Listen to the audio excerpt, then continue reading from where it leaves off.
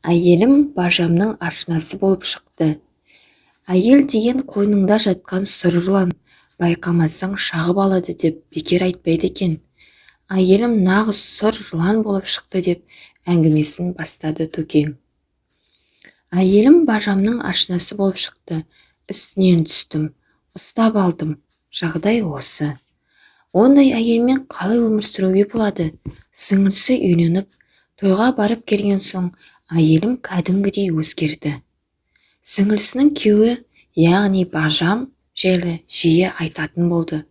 Қандай көрікті жігіт, қандай іскер, сіңілімнің бағы бар деген сияқты әңгімені жиі көңірсітіп отыратын. Бажам Қызылорданың тумасы. Шым қаламен екі орта алыс емес. Әйелім, сіңілім айтып қалыпты, бүйтіп қалыпты деп Қызылордаға жиі баратын болды.